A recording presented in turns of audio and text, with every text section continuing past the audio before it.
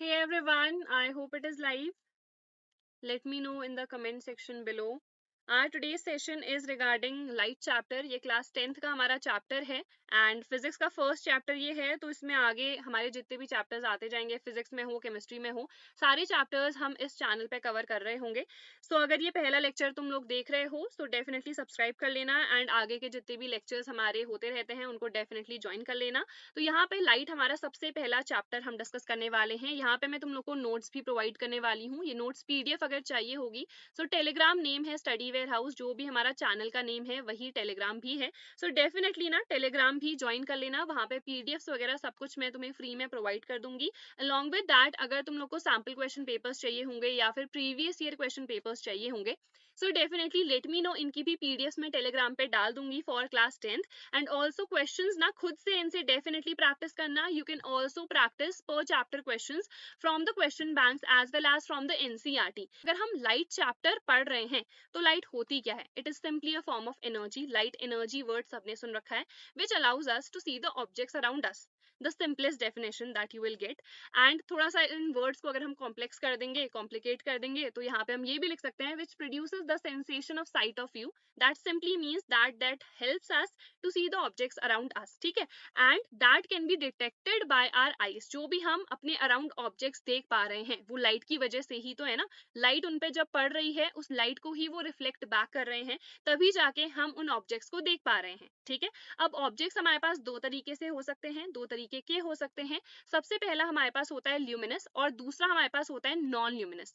Luminous objects का क्या मतलब है? जो कि अपनी खुद की लाइट को एमिट करते हैं और जो खुद की लाइट को एमिट नहीं करेंगे, जो कि सिंपली रिफ्लेक्ट करेंगे जो भी लाइट उन पे पड़ रही है, उनको हम कह देंगे नॉन ल्यूमिनस. तो ल्यूमिनस सन हो जाएगा, स्टार्स हो जाएंगे, इलेक्ट्रिक बल्ब हो जाएगा, रॉड वगैरह जो घर में लगे होते हैं. ये सारे क्या एग्जांपल्स हैं ल्यूमिनस के, बिकॉज ये खुद की लाइट क्या कर रहे हैं, प्रोड्यूस कर रहे हैं. बाकी ऑब्जेक्ट्स, पेन हो गया, पेंसिल हो गई, टेबल चेयर, जितनी भी हमारे आसपास चीजें हैं वो नॉन ल्यूमिनस हैं, बिकॉज उनके पास खुद की लाइट नहीं है. जो भी लाइट उनके ऊपर पड़ रही है वो सिंपली उनको क्या कर रहे हैं, रिफ्लेक्ट बैक कर रहे हैं, तभी जाके हम उन ऑब्जेक्ट्स को देख पा रहे हैं. ठीक है, तो उनको हम क्या कह देते हैं, नॉन ल्यूमिनस ऑब्जेक्ट्स कह देते हैं. ठीक है, तो आई think this is very much clear, ये समझ में आ गया होगा. अब कोई भी ऑब्जेक्ट रेड कलर का क्यों दिखता है, व्हाइट कलर का क्यों दिखता है, ब्लू कलर का क्यों दिखता है, ब्लैक कलर का क्यों दिखता है? ठीक है, तो यहाँ पे देखो, रेड, ब्लू या कोई भी कलर की अगर हम बात करें ना, वो ऑब्जेक्ट उस पर्टिकुलर कलर का इसलिए दिखता है बिकॉज उस पर्टिकुलर ऑब्जेक्ट ने बाकी जितने भी कलर्स उसमें फॉल करे सबको क्या कर लिया, ट्रैप कर लिया. ठीक है, एंड सिर्फ और सिर्फ वो पर्टिकुलर जो हमारे पास कलर है ना उसी को क्या किया, उसने रिफ्लेक्ट बैक करा. ठीक है, जैसे रेड किया, ब्लू करा एंड सो ऑन. विबग्योर सबको पता है.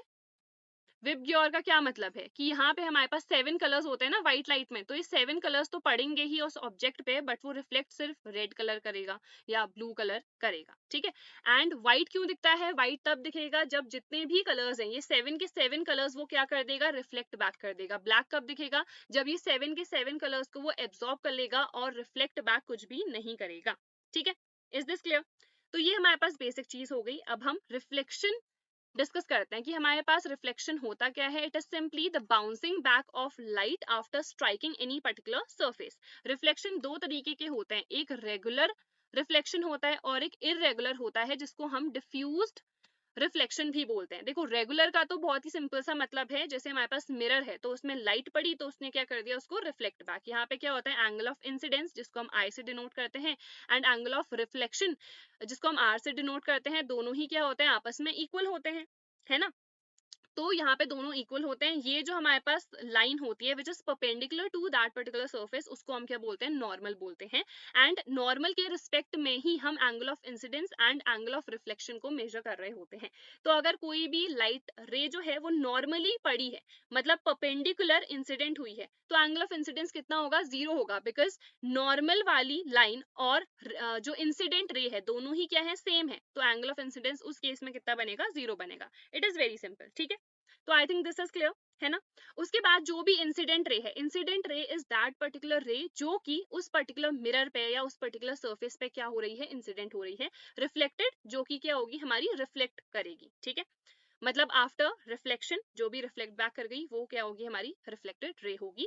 This is the angle of incidence, this is the angle of reflection. I don't think so इसमें कुछ और समझने वाली बात है। इनके दो लॉज होते हैं, पहला वाला तो मैंने बता ही दिया है, दूसरा होता है कि ये हमारे पास incident ray, normal and reflected ray at the point of incidence all lie in the same plane. ये सेम प्लेन पे ही तो लाई कर रहे हैं ना, तो ये हमारे पास बेसिक सा हमारे पास सेकंड लॉ है।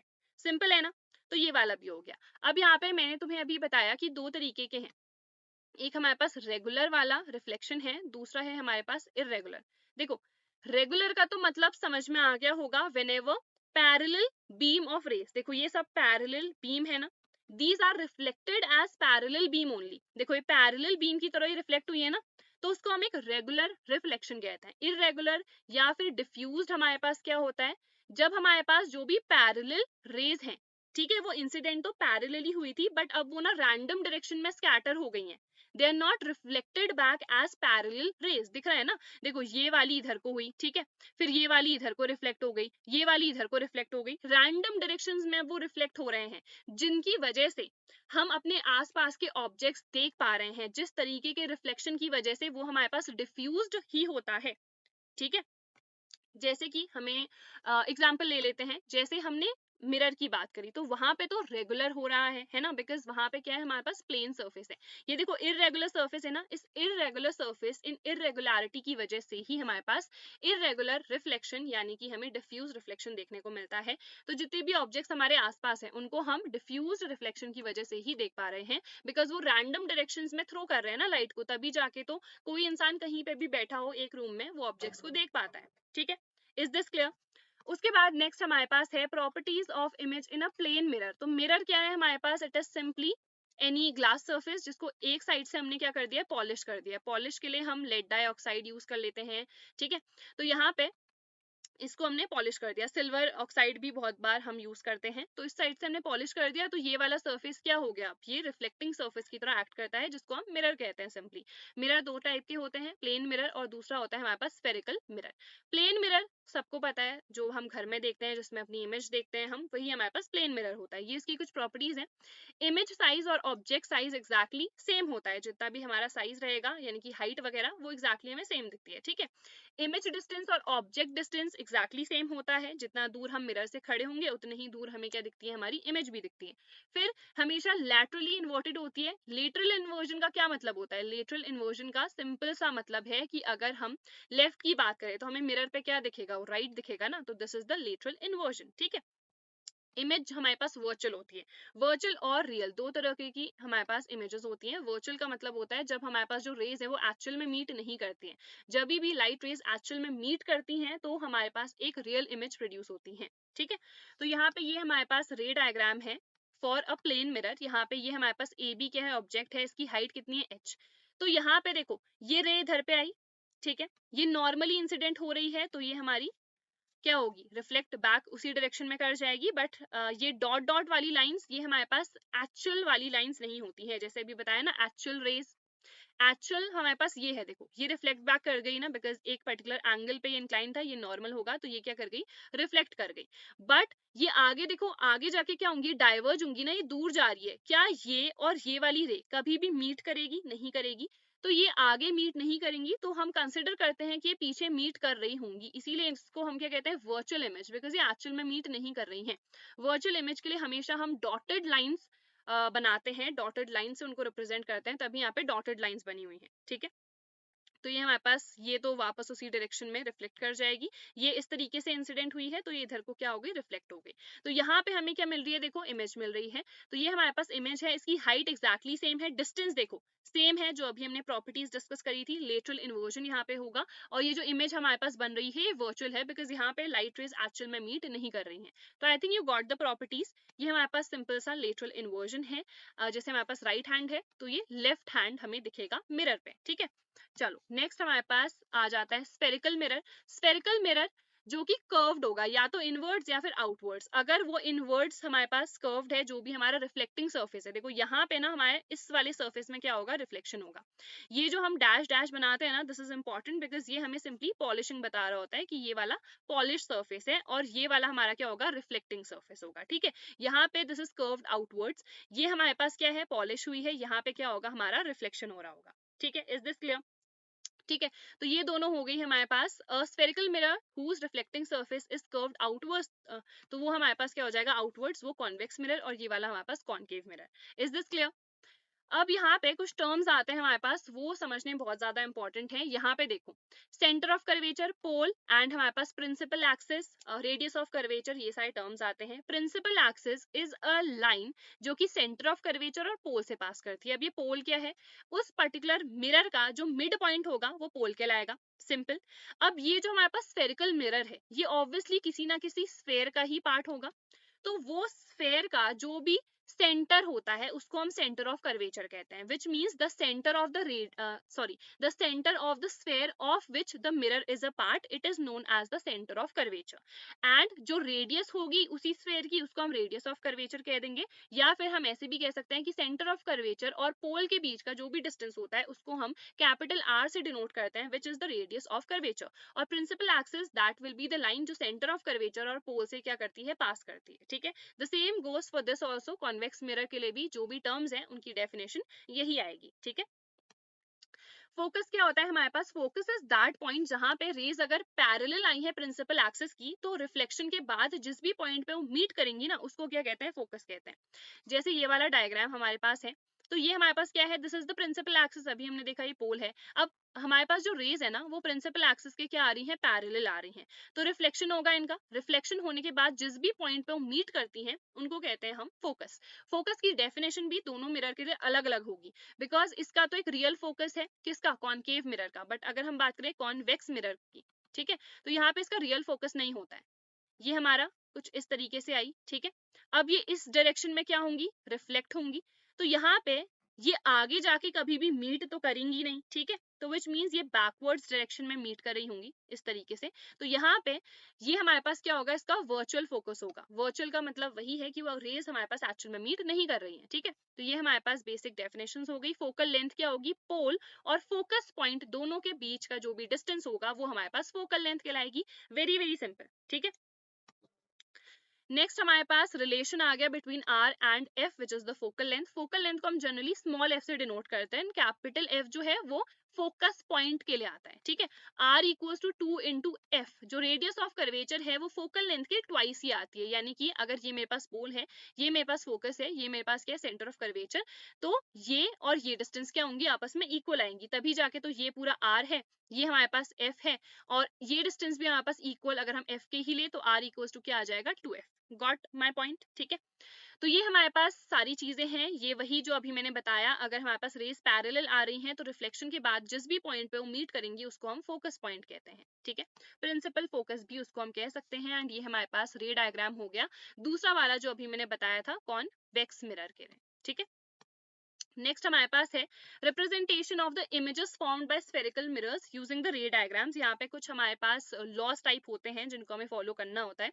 सबसे पहले तो अगर कोई भी रे पैरेलल आ रही है किसके, प्रिंसिपल एक्सिस के, तो हमेशा वो कहाँ से पास करेगी, वो फोकस से पास करेगी। ठीक है, और जो भी स्फेरिकल मिरर्स होते हैं ना, जैसे प्लेन मिरर्स के लिए तो हमारे पास परपेंडिकुलर हमारे पास जो भी आता था उसको हम क्या कहते थे, नॉर्मल कहते थे। यहाँ पे ये हमारे पास सेंटर ऑफ कर्वेचर से जो लाइन पास कर रही होती है ना, उसके रिस्पेक्ट में हम रिफ्लेक्शन को इधर पे देख रहे होते हैं। एंड यहाँ पे भी जो भी हमारे पास लॉज ऑफ रिफ्लेक्शन है वो इस केस में भी फॉलो होते हैं। यहाँ पे भी देखो, ये वाला आई एंगल बनता है, ये वाला आर एंगल बनता है, और angle I equals to angle R होता है इस केस में भी। ठीक है, यहाँ पे भी देखो, ये रे हमारे पास पैरेलल आई, तो it appears to be coming from focus. ठीक है, ये अपीयर कर रही है। देखो, अगर हम देखें ये रे इधर से आ रही है, बट ये डॉटेड लाइंस तो इधर से दिख रही है ना, तो भले ही एक लाइन जो है वो प्रिंसिपल एक्सिस के पैरेलल आ रही थी, बट आफ्टर रिफ्लेक्शन हमको कैसा लग रहा है कि वो किधर से आ रही है, वो फोकस पॉइंट से आ रही है, हमें ये लग रहा है। ठीक है, नेक्स्ट हमारे पास है रे पासिंग थ्रू प्रिंसिपल फोकस। तो जो भी फोकस से लाइन पास करेगी वो हमेशा आफ्टर रिफ्लेक्शन क्या हो जाएगी, प्रिंसिपल एक्सिस के पैरेलल हो जाएगी। बेसिक सिंपल, यहाँ पे भी वही चीज है कि अगर कोई भी हमारे पास रे है, it is directed towards the focus, तो वो आफ्टर रिफ्लेक्शन क्या हो जा रही है, पैरेलल हो जा रही है प्रिंसिपल एक्सिस के। ठीक है, 12th की लाइव भी मैंने स्टार्ट कर दी है, कल वाला सेशन देख लो। क्लास 12th का जो फर्स्ट चैप्टर है फिजिक्स का वो मैं कंप्लीट करा चुकी हूँ। ठीक है, चलो उसके बाद रे passing through centre of curvature of a convex mirror और डायरेक्टेड इन दिस डायरेक्शन, वो आफ्टर रिफ्लेक्शन उसी डायरेक्शन में क्या हो जाती है, रिफ्लेक्ट बैक हो जाती है। अभी मैंने बताया ना, बिकॉज वो नॉर्मल की तरह एक्ट कर रहा है ना यहाँ पे, तो ऑब्वियसली जैसे नॉर्मल वाला होता है इधर पे आई तो उसी डायरेक्शन में वो रिफ्लेक्ट बैक भी कर गई। तो यहाँ पे भी वही चीज है, देखो अगर सेंटर ऑफ कर्वेचर के टूवर्ड्स डायरेक्टेड है कोई भी रे तो उसी डायरेक्शन में वो रिफ्लेक्ट बैक भी कर जाएगी। The same goes for this also. I think this is clear. ठीक है, एंड ये वाला हमारे पास लास्ट पॉइंट है कि यहाँ पे लॉज ऑफ रिफ्लेक्शन फॉलो होंगे, जो मैंने तुम्हें ऑलरेडी बता ही दिया था। ये हमारे पास सिंपल सा फिगर है। ठीक है, ऑब्लिकली ये इंसिडेंट हो रही है कहाँ पे, पोल पे, तो यहाँ पे ये क्या कर गई, रिफ्लेक्ट बैक कर गई। ठीक है, चलो ये हमारे पास रे डायग्राम्स हैं, इमेज फॉर्मेशन है, ये बहुत ज्यादा पूछे जाते हैं एंड दीज आर ना, these are actually very very simple to remember. अगर इन्फिनिटी पे हमारे पास कोई भी ऑब्जेक्ट है, इनफाइनाइट पे अगर कोई भी ऑब्जेक्ट होता है, वहां से हमेशा पैरेलल रेज आएंगी। Remember this thing. ठीक है, पैरेलल रेज आएंगी, तो अभी हम पढ़ चुके हैं if the rays are parallel to the principal axis then after reflection they meet at the focus, तो which means image कहाँ पे बनेगी, फोकस पे बनेगी। सिंपल। अब सेकंड केस हमारे पास क्या आएगा, देखो हमारे पास क्या क्या है, पोल है, फोकस है, सेंटर ऑफ कर्वेचर है। तो सेंटर ऑफ कर्वेचर के बियॉन्ड जब हमने ऑब्जेक्ट को प्लेस कर रखा है, तो ये हमारे पास क्या आ गया, ऑब्जेक्ट। एक रे हमेशा ऊपर वाले साइड से आती है। ठीक है, और एरोज, ये जो हमारे पास एरोज है ना, इनको डिनोट करना बहुत बहुत इंपॉर्टेंट है whenever you are making the ray diagrams. इनको हम रे डायग्राम्स बोलते हैं। अगर रे ही उसमें नहीं है, ये जो एरो है ना, ये रे को डिनोट कर रही है। अगर हमें डायरेक्शन ही नहीं पता है तो वो पूरा फिगर गलत माना जाता है, तो इसीलिए एरोज बनाना बहुत इंपॉर्टेंट है। ठीक है, अब देखो क्या हुआ, अगर इस तरीके से इंसिडेंट होगी तो ऑब्वियसली रिफ्लेक्ट बैक करेगी, तो इस तरीके से क्या हुआ, इसका रिफ्लेक्शन हो गया। ठीक है, ये मेरे पास पूरी प्रिंसिपल एक्सिस है। एक लाइट रे हमेशा हम किधर से बना रहे हैं, सेंटर ऑफ कर्वेचर से। सेंटर ऑफ कर्वेचर वाला अभी हमने कहा कि ये क्या कर जाएगी, रिफ्लेक्ट बैक। तो यहाँ पे दोनों रेस जहां पे भी मीट कर रही है वहां पे क्या बन रही है, एक इमेज बन रही है। अगर हमारे पास ए बी ऑब्जेक्ट था तो अब इमेज क्या बन रही है, ए डैश बी डैश। ठीक है, ये उल्टी दिख रही है ना, देखो नीचे को बन रही है ना, प्रिंसिपल एक्सिस के नीचे अगर बनेगी तो उसको हम क्या कहते हैं, इन्वर्टेड इमेज कहते हैं। ऊपर को बन रही होगी तो उसको इरेक्ट बोलते हैं। ठीक है, अगर देखो यहाँ पे रेज जो है एक्चुअल में मीट कर रही है ना, एक्चुअल में मीट करती है तो उसको हम एक रियल इमेज बोलते हैं। तो इमेज कैसी बन रही है यहाँ पे, रियल एंड इन्वर्टेड। और कहाँ पे बन रही है, between the centre of curvature and the focus. तो अगर हमारे पास कहाँ है, बियॉन्ड सेंटर ऑफ कर्वेचर है, तो इमेज कहाँ पे बनेगी, between centre of curvature and the focus point. Is it clear. फिर थर्ड केस क्या आ जाएगा, जहाँ पे सेंटर ऑफ कर्वेचर पे ही है, तो ये हमारे पास ऑब्जेक्ट है। ठीक है, यहाँ पे से हमारे पास एक रे आई, ये क्या हो गई हमारी, बिकॉज ये पैरेलल है तो ये फोकस से पास करेगी ना। देखो यहाँ पे भी ये फोकस से ही तो पास करी रिफ्लेक्ट होने के बाद, तो ये हमारे पास अगेन फोकस से पास हो जाएगी। ठीक है, दूसरी रे अभी हमने कहा था कि सेंटर ऑफ कर्वेचर से लेंगे, बट यहाँ पे तो ऑब्जेक्ट ही हमारा सेंटर ऑफ कर्वेचर में है, इसीलिए यहाँ पे हम सेंटर ऑफ कर्वेचर से नहीं सेंड कर सकते हैं। इसीलिए हमने ये वाली रे कहाँ से पास कराई है, फोकस से। अब फोकस वाले पे तो ऐसा कुछ हमारे पास नहीं था ना कि फोकस से पास करेगी तो रिफ्लेक्ट बैक करेगी, नहीं। तो यहाँ पे ये इस तरीके से रिफ्लेक्ट होगी, सेम डायरेक्शन में रिफ्लेक्ट बैक नहीं हो रही है, ये कुछ एंगल पे रिफ्लेक्ट हो रही है। ठीक है, तो ये हमेशा कहाँ पे हमें इमेज मिल रही होगी, सेंटर ऑफ कर्वेचर पे ही। तो अगर हमें एक कॉन्केव मिरर से सेम साइज की इमेज चाहिए है तो हमें ऑब्जेक्ट को कहाँ प्लेस करना होगा, सेंटर ऑफ कर्वेचर पे। Is it clear. यहाँ पे भी देखो एक्चुअल में मीट कर रही है तो रियल इमेज है। ठीक है, उल्टी बन रही है तो ये क्या है, इन्वर्टेड है। ठीक है, देन देखो सी एंड एफ के बीच में अगर हमारे पास होगा तो ऑब्वियसली बियॉन्ड सी हमें मिल रही होगी। ठीक है, एक रे इधर से सेंड करोगे तो ऑब्वियसली बिकॉज ये पैरेलल है तो फोकस पॉइंट से क्या करेगी, ये पास करेगी।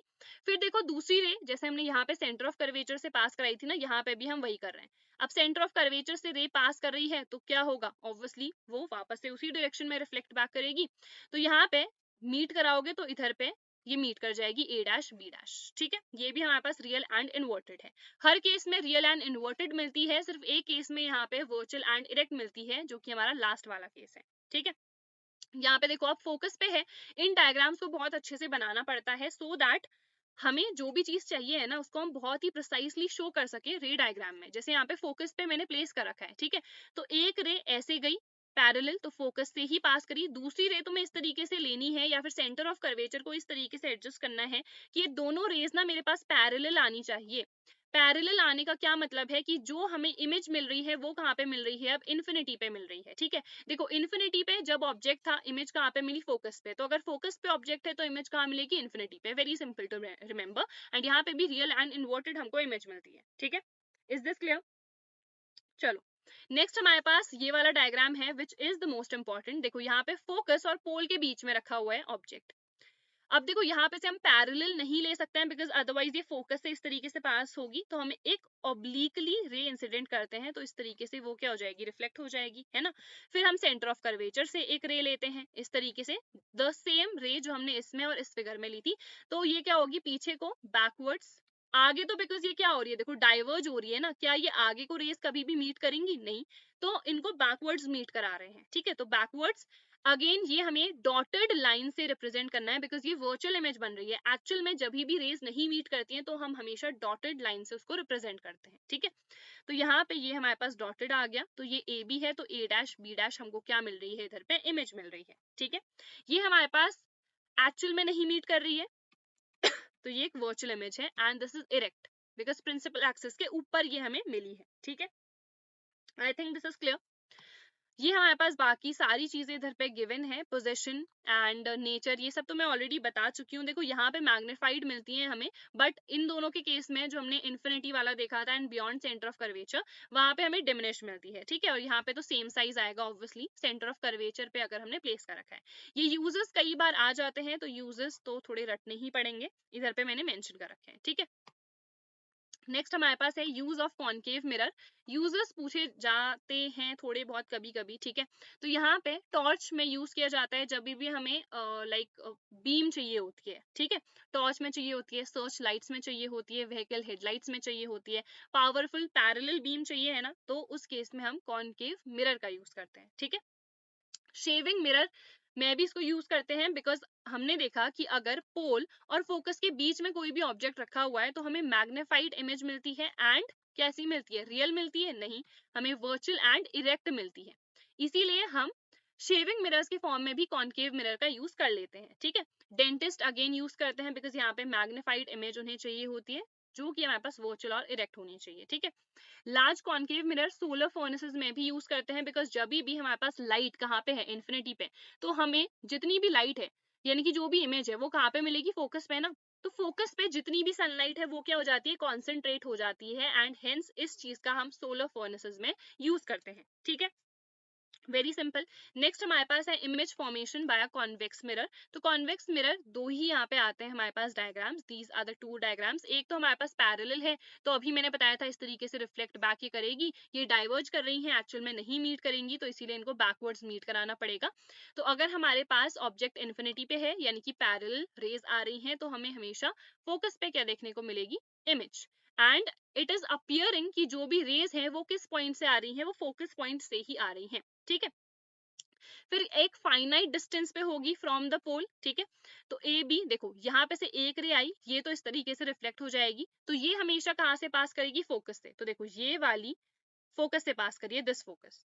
ठीक है, अब एक रे हम कहाँ से लेंगे कि वो सेंटर ऑफ कर्वेचर के टुवर्ड्स जा रही है, तो ऑब्वियसली उसी डायरेक्शन में रिफ्लेक्ट बैक कर जाएगी। जहां पे भी ये वाली रे और ये वाली रे मीट कर रही है, देखो ये छोटा सा दिख रहा है, ये हमारे पास क्या है, ए डैश बी डैश, तो यहाँ पे हमें इरेक्ट मिल रही है, वर्चुअल इमेज मिल रही है, एंड ये कैसी है, ये बड़ी थी ये छोटी है, तो दिस इज डिमिनिश्ड। तो यहाँ पे हमें मैग्नीफाइड तो कभी मिल ही नहीं सकती है। ठीक है, यूजेस क्या क्या हो सकते हैं, यही हमारे पास मेन यूज है कि रियर व्यू यानी कि विंग मिरर जो व्हीकल्स में होते हैं उनमें हम यूज करते हैं बिकॉज हमें एक वाइडर व्यू देखने को मिलता है, ज्यादा एरिया हम कवर कर पाते हैं, ज्यादा व्हीकल्स हम देख पाते हैं, बट इसका नेगेटिव भी होता है इम्पैक्ट, क्योंकि ऐसा लगता है कि जो ऑब्जेक्ट्स हैं हमारे वो दूर हैं जबकि वो हमारे क्लोज ही होते हैं। ठीक है, एंड स्पीड का भी उतना नहीं पता चल पाता है यूजिंग दीज मिरर्स, तो ये इनका क्या है, नेगेटिव पॉइंट भी है। ठीक है, एंड ये वाला तो हो गया। ठीक है, they always give erect images हमें देता है, भले ही डिमिनिश देता है, जबकि हमने देखा अगर हम कॉनकेव मिरर का यूज करेंगे तो कॉनकेव मिरर में क्या हो रहा है, हमें अगर पोजीशन वगैरह चेंज हो जाएगी ऑब्जेक्ट की तो वो रियल इमेज भी मिल सकती है हमको, इन्वर्टेड होगी जो कि है ना, बट हमें तो इरेक्ट चाहिए है ना, कोई भी अगर ड्राइव कर रहा है उसको तो इरेक्ट इमेज ही देखनी है। एंड यहाँ पे वाइडर व्यू होता है, ठीक है। तो ये सारे पॉइंट्स कवर हो गए, ये भी मैंने बता दिया कि ऐसा इल्यूजन क्रिएट हो जाता है that objects are farther away, जबकि वो हमारे नजदीक ही होते हैं, ठीक है। Sign convention very very simple, ये सब इधर पे मेंशन कर रखा है, मैं बहुत ही सिंपल वे में एक्सप्लेन कर देती हूँ। ये हमारे पास एक मिरर हमने ले रखा है, ठीक है। ये इधर पे क्या होगा, this will be the polish, और इधर पे रिफ्लेक्शन हो रहा है। ये हमारे पास प्रिंसिपल एक्सिस है, प्रिंसिपल एक्सिस के ऊपर जो भी डिस्टेंस होंगे वो पॉजिटिव, उसके नीचे जो भी होंगे वो नेगेटिव। ये हम पोल से सारे डिस्टेंसेस को मेजर करते हैं। पोल की लेफ्ट हैंड साइड को अगर कोई भी ऑब्जेक्ट हमने रखा हुआ है या इमेज भी अगर इधर को मान लो बन रही है, तो वो डिस्टेंस हमारे पास नेगेटिव आता है, और हमारे राइट हैंड साइड को अगर कुछ भी है तो वो पॉजिटिव लेते हैं, ठीक है।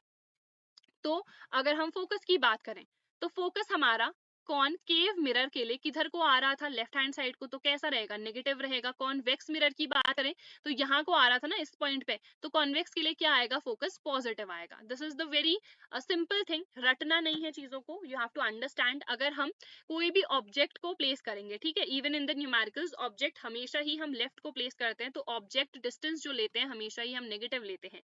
इमेज डिस्टेंस डिपेंड करता है कि इमेज किधर को बन रही है। अगर हम एक कॉनकेव मिरर की बात करें, बाकी सारे जितने हमने 5 केस डिस्कस करे थे, हर एक केस में जो इमेज बन रही थी वो किधर को बन रही थी, लेफ्ट को बन रही थी, तो उस केस में इमेज डिस्टेंस क्या आएगा, नेगेटिव आएगा। ऑन दी अदर हैंड अगर हम जो 6th केस है उसको डिस्कस करें, जहां पे हमें वर्चुअल एंड इरेक्ट इमेज मिल रही थी, तो वो इस साइड को मिल रही थी, तो उस केस में क्या हो जाएगा, वो पॉजिटिव हो जाएगा, ठीक है। हाइट की बात कर लेते हैं। ऊपर को अगर वर्चुअल एंड इरेक्ट हमारे पास इमेज है, ठीक है, तो उस केस में हाइट पॉजिटिव आएगी। अगर रियल एंड इन्वर्टेड है, बिकॉज वो प्रिंसिपल एक्सिस के नीचे बन रही है, उससे नीचे अभी हमने डिस्कस करा, अगर प्रिंसिपल एक्सिस के नीचे कोई भी इमेज बनेगी या इवन ऑब्जेक्ट भी रखा हुआ है, तो वो डिस्टेंस हमारे पास नेगेटिव आएगा। Is this thing clear? तो ये सब हमने डिस्कस कर लिया। This is the mirror formula, 1/f, f क्या है, फोकल लेंथ है, इक्वल्स टू 1/v, v हमारे पास होता है इमेज डिस्टेंस, एंड हमारे पास नेक्स्ट क्या है, प्लस 1/u, u हमारे पास क्या होता है, u is the object distance, ठीक है। Very simple. मैग्निफिकेशन का क्या मतलब होता है, कितना वो मैग्नीफाई हो रही है। So magnification is the ratio between the height of the image formed and the height of the object, ठीक है। तो यहाँ पे h डैश या h2 भी लिख सकते हो, और हाइट ऑफ द ऑब्जेक्ट को h1 भी लिख सकते हो। इसका एक और फॉर्मूला होता है विच इज -v/u। तो ये जो भी न्यूमेरिकल्स वगैरह हम करेंगे वहां पे we'll understand it better. In case you want the questions also, जो भी हमारे प्रीवियस ईयर क्वेश्चंस हैं, डेफिनेटली लेट मी नो, उनका भी सेशन में ले लूंगी। उसके बाद आ जाते हैं हम रिफ्रैक्शन पे। रिफ्लेक्शन हमने डिस्कस कर लिया है, now we are going to discuss about refraction. Refraction हमारे पास क्या होता है, सिंपली अगर एक मीडियम से दूसरे मीडियम में लाइट ट्रैवल कर रही है, तो वो स्ट्रेट पाथ नहीं फॉलो करती है, वो बेंड कर जाती है। इसी बेंडिंग को, इसी डेविएशन इन द पाथ को हम कहते हैं रिफ्रैक्शन। वेरी सिंपल, जैसे एक लाइट रे है, ठीक है, तो नॉर्मल यहाँ पे भी हम यूज कर रहे होंगे, ठीक है। Normal again it is a line which is perpendicular to that particular surface. ये लाइट इंसिडेंट हुई, इसको हम इंसिडेंट रे ही कहेंगे, इस एंगल को हम एंगल ऑफ इंसिडेंस ही कहेंगे। बट क्या हुआ, ये एक ट्रांसपेरेंट मीडियम है। रिफ्लेक्शन की जब हम बात कर रहे थे उस केस में क्या हो रहा था, दूसरे साइड पे कोई मीडियम नहीं था, बिकॉज वहां पे तो हमने पॉलिशिंग करी थी ना, तो वो रिफ्लेक्ट उसी डायरेक्शन में हो जा रहा था। यहाँ पे ट्रांसपेरेंट मीडियम्स की हम बात करते हैं, ठीक है। दो अलग अलग मीडियम्स है। जैसे अगर मैं ग्लास की बात करूं, तो बाहर क्या है, पूरी एयर है, और वो ग्लास के अंदर क्या है, पूरा ग्लास है ना, तो these are two different mediums, वो ट्रांसपेरेंट है, तो यहाँ पे हमें रिफ्रैक्शन देखने को मिलेगा, ठीक है। तो अब ये लाइट रे एक मीडियम से दूसरे मीडियम में जा रही है। एक्चुअल में क्या होना चाहिए था, इसको ऐसे सीधे सीधे चले जाना चाहिए था, बट ये सीधे सीधे नहीं जाती है, ये बेंड कर जाती है। या तो ये नॉर्मल के टूवर्ड्स जाती है, या ये इस नॉर्मल से दूर चले जाती है। अब कौन से केस में क्या होगा, सो जब भी a light travels from rare to dense medium, so it bends towards the normal, ठीक है। And whenever it travels from a denser medium to a rarer medium, तो वो अवे फ्रॉम द नॉर्मल चले जाती है। Simple, these are the simplest definition and the simplest explanation जो मैं दे सकती हूँ, ठीक है। लॉज ऑफ रिफ्रैक्शन, पहला वाला तो वही लॉ रहेगा कि incident ray, normal and the refracted ray at the point of incidence all lie in the same plane, ठीक है। दूसरा क्या है यहाँ पे, जैसे हमने पढ़ा था प्रीवियस में, angle I equals to angle R, यहाँ पे ये नहीं रहता है, यहाँ पे साइन हम यूज कर लेते हैं। साइन ट्रिग्नोमेट्री में पढ़ा होगा तुमने। तो the sine of angle of incidence upon the sine of angle of refraction, it is always a constant value, ठीक है। और वो constant value क्या कहलाती है, that constant value it is known as the refractive index। जैसे मान लो ये फर्स्ट मीडियम है, फर्स्ट मीडियम से लाइट चली गई सेकंड मीडियम में, तो रिफ्रैक्टिव इंडेक्स किसका कहलाएगा? It will be the refractive index of the second medium with respect to the first medium. इसको बहुत सारी बुक्स में n/1 करके भी लिखा है, इसको 1n/2 ऐसे भी लिखते हैं, ठीक है, और कई बुक्स में म्यू करके भी तुम्हें गिवन रहेगा, ठीक है। यस, क्लास 10th के हमारे पास जो भी नोट्स हैं अब मैं स्टार्ट कर रही हूँ, ठीक है, तो ये प्रोवाइड कर दूंगी, टेलीग्राम ज्वाइन कर लेना, ठीक है। एंड उसके बाद ये तो मैंने बता दिया, इसी को हम स्नेल्स लॉ भी बोलते हैं। स्नेल्स लॉ इज इंपॉर्टेंट, पूछा जाएगा तो तुम्हें यही मेंशन करना है that the ratio between the sine of angle of incidence to the sine of angle of refraction, यहाँ पे हम रिफ्रैक्शन की बात कर रहे हैं, ठीक है, is a constant value, is a constant term भी कह सकते हैं, which is known as the refractive index, ठीक है। ये हमारे पास सिंपल डायग्राम जो ऑलरेडी बता दिया है। रेयर है तो देखो ये एक्चुअल पाथ था तो it got bended towards the normal, ठीक है, और ये अवे फ्रॉम द नॉर्मल चला गया है। एक्चुअल पाथ इसका कुछ इस तरीके से होना चाहिए था, ठीक है। Refraction through a glass slab, अब देखो ग्लास स्लैब में दो बार हमारे पास क्या होता है? रिफ्रैक्शन होता है, बिकॉज यहाँ पे दो रिफ्रैक्टिंग सर्फेसेस है। ये वाला पहला रिफ्रैक्टिंग सर्फेस है, ये वाला दूसरा रिफ्रैक्टिंग सर्फेस है। सबसे पहले देखो ये हमारे पास नॉर्मल है, यहाँ पे लाइट रे क्या हुई? इंसिडेंट हुई। अब ये कहाँ से जा रही है? रेयर से डेंस में जा रही है, बिकॉज ग्लास क्या होता है हमारे पास? डेंस होता है, ठीक है। तो क्या होगी? It will bend towards the normal. तो देखो एक्चुअल पाथ इसका ये स्ट्रेट था, तो ये नॉर्मल के टूवर्ड्स क्या हो गई? बेंड हो गई। समझ में आया? फिर इधर पे भी क्या होगा? नॉर्मल। अब ये लाइट रे, ये वाली जो लाइट रे है, ये डेंसर मीडियम में है, इसको कहाँ जाना है? इसको बाहर जाना है ना, इसको रेयर मीडियम में जाना है। तो ये क्या करेगी? It will bend away from the normal. तो ये नॉर्मल से क्या चले गई? दूर चले गई। ये जो बाहर आई है रे, इसको हम इमर्जेंट रे कहते हैं, because it is emerging out of that glass slab. ये तो हमारे पास क्या है? दिस इज द रिफ्रैक्टेड रे ओनली, ये हमारे पास इंसिडेंट रे है, इसको हम बोलते हैं इमर्जेंट रे। अब ये जो इमर्जेंट रे है और ये जो इंसिडेंट रे का एक्चुअल पाथ है, देखो अगर मान लो इधर पे ग्लास स्लैब नहीं होता तो इसका एक्चुअल पाथ तो यही वाला आता ना जो इधर पे हमने बना रखा है। तो the emergent ray and the actual path of the incident ray both are parallel to each other, ठीक है। ये दोनों आपस में कैसी हैं? पैरेलल हैं। और इन दोनों के बीच का जो ये डिस्टेंस आया है, जो ये परपेंडिकुलर डिस्टेंस आया है, इसको बोलते हैं लेटरल शिफ्ट। यानी कि because of this surface, because of this glass slab जो भी हमने इधर पे पुट कर रखा है, क्या हुआ? उस इंसिडेंट रे के पाथ में क्या आ गई? थोड़ी सी शिफ्ट आ गई। इसी शिफ्ट को हम क्या कह रहे हैं? लेटरल शिफ्ट, या फिर इसको हम लेटरल डिस्प्लेसमेंट भी कहते हैं। दोनों टर्म्स हम इधर पे यूज कर सकते हैं। Is it clear? ठीक है, तो इसमें इतनी ही चीजें हैं, ये सारी चीजें इधर पे लिखी हुई हैं, बट इसमें ऐसा कुछ इंपॉर्टेंट है नहीं, जो भी इंपॉर्टेंट था मैंने एक्सप्लेन कर दिया है, ठीक है। नाउ रिफ्रैक्टिव इंडेक्स क्या होता है हमारे पास? रिफ्रैक्टिव इंडेक्स अभी तो हमने जो देखा sine I upon sine R, वो तो होता ही है, उसके अलावा भी हमारे पास और चीजें भी यहाँ पे इंक्लूड होती हैं। एक और फॉर्मूला भी आता है, जो भी रिफ्रैक्टिव इंडेक्स है उसको 1n/2 या इस तरीके से n/1 करके भी लिख सकते हो। इसका क्या मतलब है? The refractive index of the second medium with respect to the first medium. तो इसको हम क्या लिखते हैं? v1 अपॉन v2, यानी कि फर्स्ट मीडियम में speed of light and second medium में स्पीड ऑफ लाइट, उन दोनों का जो रेशियो है that is termed as the refractive index, ठीक है। अगर हमारे पास पहला मीडियम क्या है? पहला मीडियम अगर एयर या फिर वैक्यूम है, उस केस में उसको हम कैसे लिखते हैं? उस केस में c अपॉन v आ जाता है, बिकॉज c क्या होता है? 3 इंटू 10⁸ मीटर पर second. This c it is the speed of light in air या फिर वैक्यूम। तो c अपॉन v, जहाँ पे v जो है जिस भी मीडियम में अब लाइट ट्रैवल कर रही है उस मीडियम में लाइट की स्पीड है, ठीक है। तो ये हमारे पास सिंपल है ये सारी चीजें। एक और टर्म हमारे पास आता है एब्सोल्यूट रिफ्रैक्टिव इंडेक्स। तो एब्सोल्यूट वर्ड हमारे पास आएगा ही तभी जब हमारे पास पहला मीडियम क्या होगा? एयर या फिर वैक्यूम होगा। जो इधर पे मैंने लिखा है ना, this n equals to c upon v, इसको हम बोलते हैं एब्सोल्यूट रिफ्रैक्टिव इंडेक्स, ठीक है। एब्सोल्यूट टर्म तभी आएगा जब पहला मीडियम क्या है? एयर या फिर वैक्यूम है, ठीक है। तो ये वही चीज है हमारे पास, simple, I think that is clear. अब हम लेंसेज की बात करते हैं। अभी हमने जो पहले पढ़ा था वो मिरर था। मिरर में क्या था? एक साइड से पॉलिशिंग करी गई थी। अब हम स्फेरिकल लेंसेज के बारे में पढ़ने वाले हैं। लेंस हमारे पास एक ट्रांसपेरेंट मीडियम होता है, ठीक है। यहाँ पे दो स्फेरिकल सर्फेस हैं, देखो एक ये वाला है एक इधर पे है, ये ट्रांसपेरेंट है, ठीक है। दिस इज नॉट रिस्ट्रिक्टेड, जैसे उस वाले में मिरर में क्या थी? इधर पे पॉलिशिंग थी, यहाँ पे कोई पॉलिशिंग नहीं है, ये पूरा ट्रांसपेरेंट है, ठीक है। And it is generally made up of glass, ठीक है। एंड ये हमारे पास दो क्या होंगे? इधर पे स्फेरिकल सर्फेसेस आएंगे, ठीक है।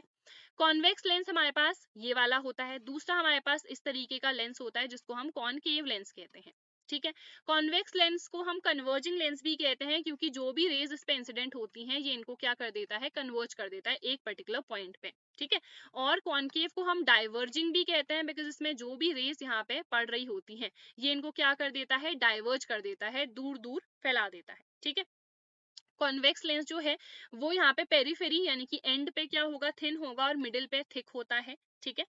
एंड इसका क्या होता है, रियल फोकस होता है। ये चीजें हम आगे भी पढ़ रहे होंगे अभी, जैसे वहां पे कॉन्वेक्स मिरर का क्या था, वर्चुअल था ना फोकस, बट इधर पे रियल है। So these are certain things जो हमें अच्छे से खुद से लर्न भी करनी पड़ेंगी। ठीक है।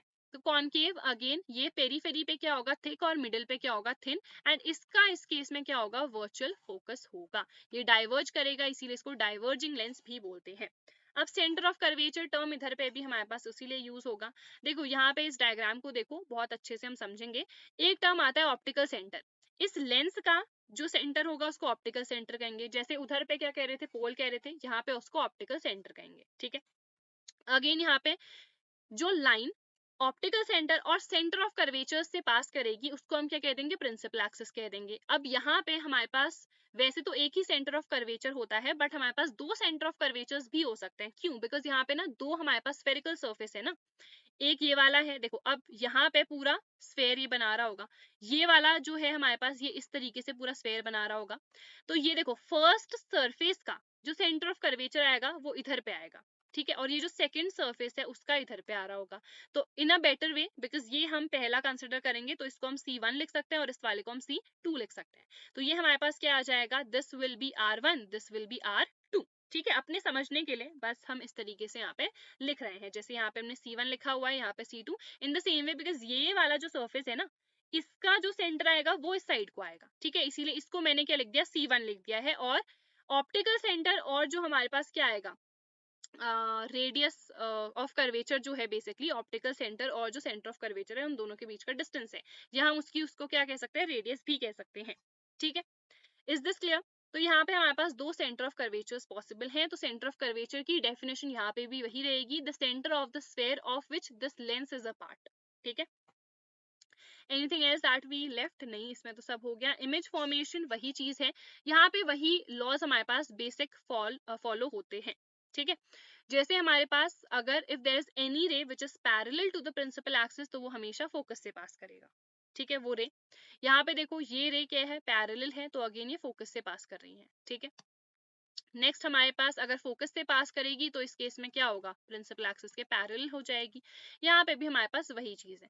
ये हमारे पास एक रे है, it is directed towards the focus. ठीक है। तो ये हमारे पास क्या कर गई, ये प्रिंसिपल एक्सिस के पैरेलल। ये वाली जो लाइन है ना इधर पे, ये वाली डॉटेड बनी हुई है। ठीक है।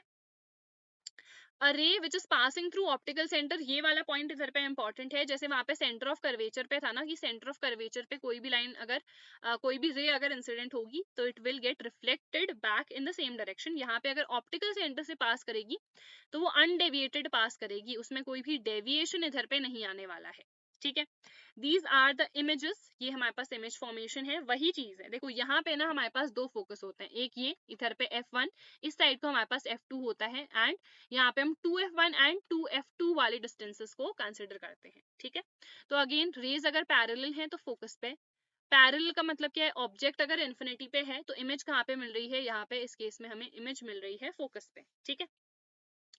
फिर अगर बियॉन्ड 2F1 है, इधर पे हमने 2F1 लिया, बियॉन्ड 2F1 अगर है तो बिटवीन F2 एंड 2F2 हमें मिलेगा। इनको हमें ये जो रे डायग्राम्स है ना इनको अच्छे से प्रैक्टिस करना पड़ेगा, लिख लिख के। ठीक है। बना बना के।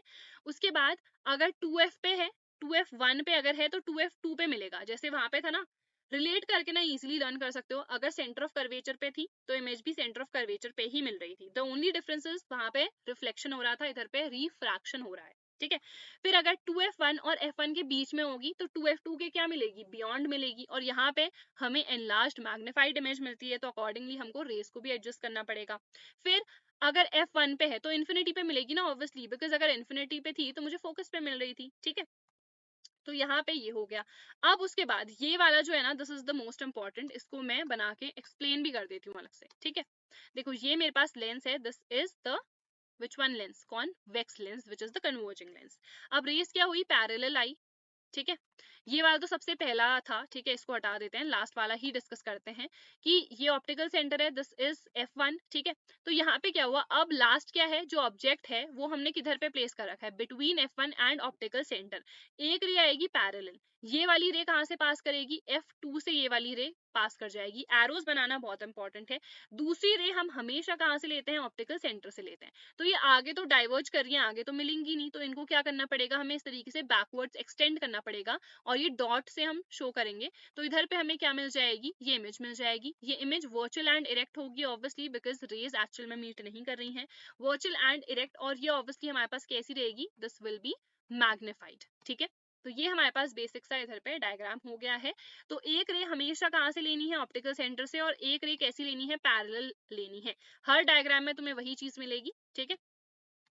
ये चीज इधर पे जो ऑलरेडी मैंने बता दिया, रियल इन्वर्टेड, बस एक केस में वर्चुअल एंड इरेक्ट मिलेगी। तो वहां पे कॉनकेव मिरर में इस टाइप का केस हो रहा था, इधर पे कॉन्वेक्स लेंस में ये वाला हमारा केस हो रहा है, सिंपल। एंड लास्ट हमारे पास क्या है, this is the concave lens. Concave lens में हमारे पास दो ही डायग्राम्स आते हैं, दो ही कंडीशंस आती हैं, जैसे कि वहां पे कॉन्वेक्स मिरर में दो ही कंडीशन आ रही थी, है ना। तो एक तो हमने पैरेलल वाला देखा, तो पैरेलल में मैंने बताया कि ये डाइवर्ज करेंगे, ठीक है, तो ये पीछे बैकवर्ड्स मीट करेंगी। तो ऐसा अपीयर करेगा कि ये जो रेज आ रही हैं ये किस पॉइंट से आ रही हैं, ये फोकस पॉइंट से आ रही हैं, ठीक है। तो यहाँ पे हमें ऑब्वियसली फोकस पे इमेज मिल रही है, इन्फिनिटी पे हमने ऑब्जेक्ट रखा हुआ है, एंड यहाँ पे वर्चुअल एंड इरेक्ट हमको क्या मिल रही है, image, and it is highly diminished, बहुत ही छोटी सी ये होती है, ठीक है। फिर इधर पे देखो, अब यहाँ पे ना बिटवीन इन्फिनिटी एंड ओ कहीं पे भी प्लेस कर सकते हो, जरूरी नहीं है कि F एंड 2F के बीच में ही हो, ये 2F के बियॉन्ड भी हो सकती है, ये F पे भी हो सकती है, कहीं पे भी। ये इन्फिनिटी और ऑप्टिकल सेंटर के बीच में एट एनी पॉइंट इसको लिख लेना, ठीक है। किसी भी पॉइंट पे प्लेस करोगे तो यही हमारे पास क्या आता है, फिगर आता है। इसको भी मैं बना के एक्सप्लेन कर देती हूँ, देखो कैसे बनना है ये वाला हमारे पास। सबसे पहले हमने क्या कहा कि कहीं पे भी हमने प्लेस कर रखा है, this is the optical centre. अब क्या होगा, देखो एक रे पैरेलल आएगी, पैरेलल वाली अभी हमने देखा कि इस तरीके से हो जा रही है, ठीक है। तो ये कहाँ से पास करेगी, ये फोकस से पास करेगी। मान लो फोकस पॉइंट मेरा ये वाला था, एक्चुअल में नहीं पास कर रही है, इसीलिए डॉटेड से मैंने शो करा है। दूसरी लाइन किधर से लेनी थी, दूसरी लाइन मुझे लेनी थी ऑप्टिकल सेंटर से जो पास कर रही है। ये दोनों लाइंस किधर पे मीट कर रही है, यहाँ पे ना। तो ये जो ए बी ऑब्जेक्ट था, इसकी इमेज मुझे इधर पे मिल गई। हर केस में डिमिनिश्ड ही मिलेगी ऑब्वियसली। एंड ये कैसी है, ऊपर को मिल रही है, विच मीन्स ये इरेक्ट है, एंड रेज एक्चुअल में नहीं मीट कर रही है, तो ये वर्चुअल है। तो वर्चुअल एंड इरेक्ट, एंड ये डिमिनिश्ड है। इस केस में हम कहीं पे भी मैग्निफाइड नहीं पा सकते हैं। So this is also virtual, erect and magnified. Is it clear, ये हो गया। लास्ट हमारे पास आता है इधर पे लेंस फॉर्मूला, ये स्क्रीन पे दिख रहा है, ठीक है। लेंस फॉर्मूला हमारे पास यहाँ पे माइनस साइन आ जाता है, बस F हमारे पास वही होगा, focal length, V is the image distance, U is the object distance. यहाँ पे M मैग्निफिकेशन वही है, height of image upon height of object, and यहाँ पे V अपॉन U, वहां पे क्या था, मिरर के लिए माइनस V अपॉन U था। लर्न सिंपली हम कैसे कर सकते हैं, जैसे हमने सबसे पहले एडिशन पढ़ा था ना, फिर सब्ट्रैक्शन पढ़ा था, तो 1/f equals to 1/v plus 1 upon u। तो सबसे पहला ये फॉर्मूला लर्न कर लो कि ये हमारे पास मिरर के लिए होगा। बाकी इसी का उल्टा यानी कि माइनस साइन आ जाएगा, तो ये भी मिरर के लिए है। फिर इसी फॉर्मूले का एग्जैक्ट उल्टा लेंस के लिए हो जाएगा, तो इधर पे माइनस हो जाएगा, और ये माइनस यानी कि माइनस का उल्टा प्लस मैग्निफिकेशन में आएगा, तो वो इसके मैग्निफिकेशन के लिए होगा, ठीक है। It is very simple to remember it. Power क्या होती है, पावर जिसको हम हिंदी में क्या बोलते हैं, आई डोंट क्षमता, I don't remember exactly, but power हमारे पास क्या है, it is the degree of convergence और divergence of rays achieved by a lens. कितना हम एक लेंस से डाइवर्ज कर पा रहे हैं, डाइवर्ज करना यानी कि दूर दूर भेजना रेस को, या कितना उसको हम कन्वर्ज कर पा रहे हैं। कन्वर्ज का मतलब कि एक पॉइंट पे हम कितना उसे अच्छे से प्रॉपर्ली मीट करा पा रहे हैं। तो the degree of that convergence या फिर डाइवर्जेंस, कितना हम कितना उस लेंस में एबिलिटी है, basically the ability to converge और डाइवर्ज द रेज, उसी को हम पावर कहते हैं किसी भी लेंस की। It is always the reciprocal of the focal length, और ये फोकल लेंथ हमेशा हम मीटर में मेजर करते हैं, तभी जाके जो पावर है वो हमारी डायोप्टर में आती है। ये पॉजिटिव भी हो सकती है, ये नेगेटिव भी हो सकती है। पॉजिटिव किसके लिए होगी, देखो लेंस की भी हम बात कर लेते हैं। जो हमारे पास कॉन्वेक्स लेंस है उसके लिए हमारे पास फोकस क्या होता है, पॉजिटिव होता है, बिकॉज वो हमारा कहाँ को होता है, राइट हैंड साइड को आता है, ठीक है, बिकॉज हमने देखा था राइट हैंड साइड को, ठीक है। हाँ, शक्ति बोलते हैं, ठीक है, ठीक है। तो हमारे पास राइट हैंड साइड को आ रहा था फोकस, तो क्या होगा, वो पॉजिटिव। तो अगर फोकस पॉजिटिव है तो पावर भी क्या आएगी, पॉजिटिव आएगी।